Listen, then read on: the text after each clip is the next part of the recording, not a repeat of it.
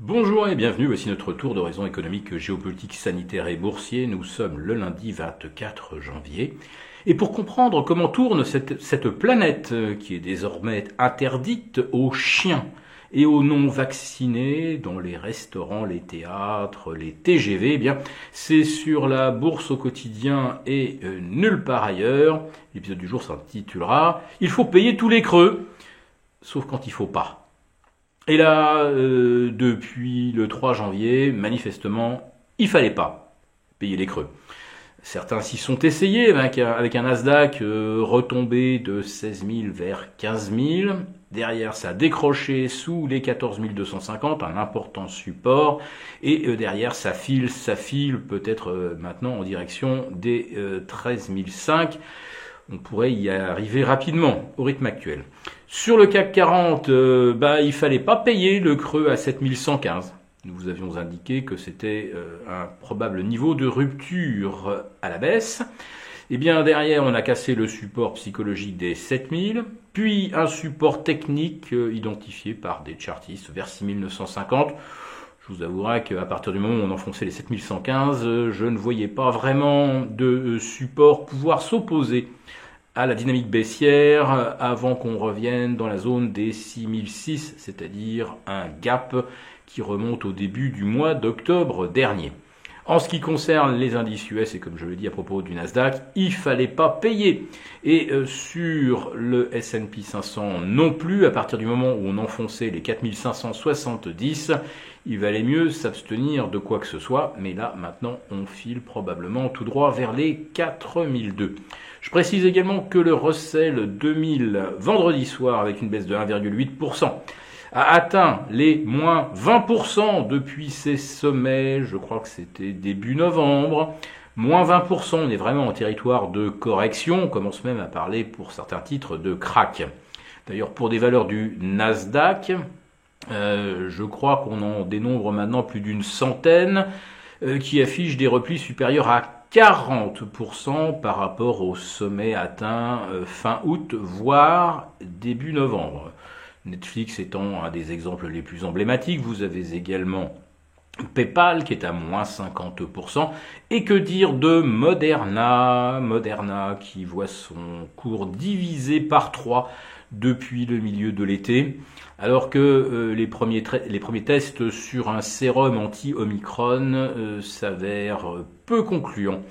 Ce qui est quand même un comble face à un variant qui de toute façon n'entraîne pas de pathologie lourde, sauf bien sûr pour la catégorie des personnes âgées de plus de 80 ans avec comorbidité, puisque les statistiques sont imparables.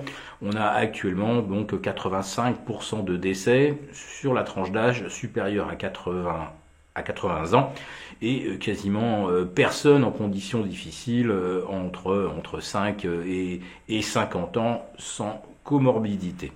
Voilà. Alors Omicron manifestement ne fait pas très très peur aux investisseurs. La preuve c'est qu'on avait vu rebondir tout ce qui a trait au tourisme, y compris les compagnies aériennes, les croisiéristes. Mais il faut quand même se méfier parce qu'en Chine, à quelques jours des Jeux Olympiques, je crois qu'on est à J-11, eh bien c'est réellement le branle-bas de combat. La Chine joue le zéro Covid, donc dès qu'on voit apparaître un cas quelque part, s'il faut confiner 100 000, 500 000, 1 million, 5 millions de personnes, eh bien on le fait. Alors évidemment, personne n'assistera aux Jeux Olympiques d'hiver de Pékin, puisque pour tout étranger rentrant sur le sol chinois, il se voit imposer une quarantaine de 3 semaines. Bref, on n'est pas loin effectivement du sens étymologique de la quarantaine. Voilà. Donc la Chine, avec toutes ces quarantaines, risque à nouveau de provoquer des pénuries de pièces, parce que quand on est confiné chez soi, on n'est pas devant sa machine, on n'est pas à l'atelier en train de produire. Donc on risque d'avoir de mauvaises surprises, sans compter qu'en plus des Jeux Olympiques, on va voir se greffer là-dessus la fameuse Golden Week, où les Chinois se rendent en famille. En tout cas, c'est une semaine, c'est un peu comme le 15 août chez nous, quasiment personne ne travaille. À plus forte raison, là, si les gens ne peuvent pas se déplacer parce qu'ils sont confinés, ça va en plus de ça plomber la consommation en interne. Voilà, donc la Chine, c'est à surveiller.